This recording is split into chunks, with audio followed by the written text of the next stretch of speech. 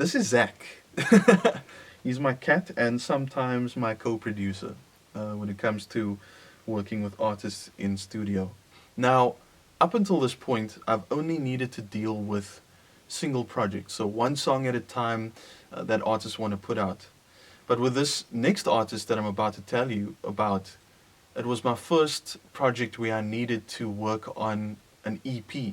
In this case, it was a 6-track EP.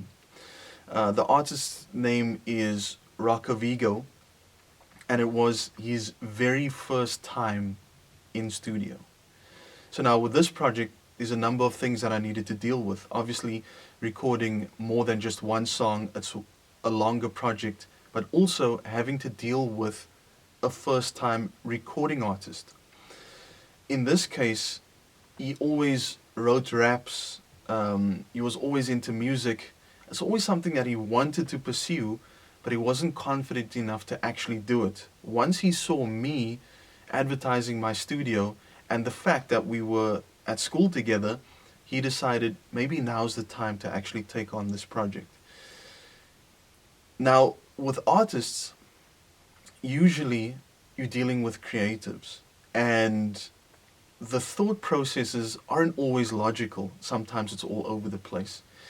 But with Rocca Viggo, what happened was that because he studied accounting and or business, or he was in the financial sector, he was very disciplined. And that's how we dealt with this project, which helped me a lot.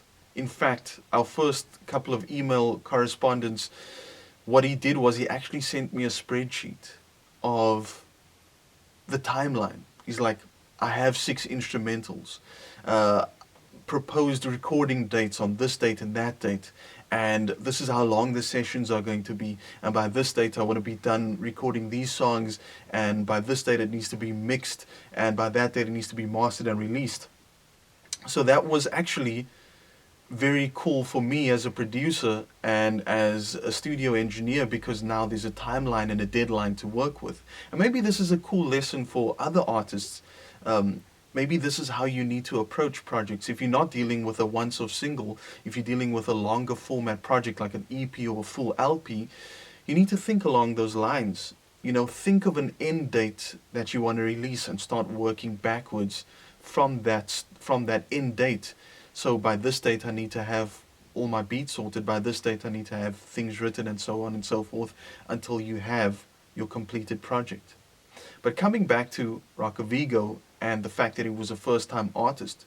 So now things as a producer and as an engineer that you would normally ask an experienced artist, you can't ask of a first-time artist. Sometimes they don't know the terminology, so you have to break it down, everything in very simple terms, in terms that they can understand, so that they know what you expect of them.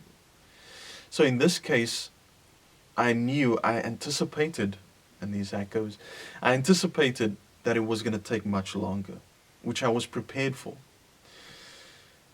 So what I needed to do was, again, as a producer, you need to instill confidence in the artist. You need to tell them how to do certain things. You need to also tell them maybe that verse is not going to work in that particular spot. Maybe you need to switch up the flow there. Maybe that word looks nice on paper as you wrote it, but when you're actually performing it and recording it, it's difficult to say, it's difficult to perform. So what you then need to do is make changes. And him as an artist having to learn how to adapt to that was also an interesting process to see.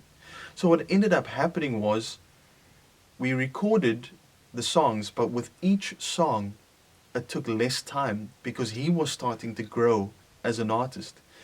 He was starting to understand what I expected of him as an artist. And then by the time we came to the 6th song, the last song on the project, he was so into it, he was so in the zone, he was so in the rhythm, that before I actually asked things of him, he knew what to do. He knew immediately when he made a mistake. He knew when he was rushing, when he was too slow, when he stumbled over his words. He knew what to do. So by the time it came to that last song, he was so into it that he performed it brilliantly.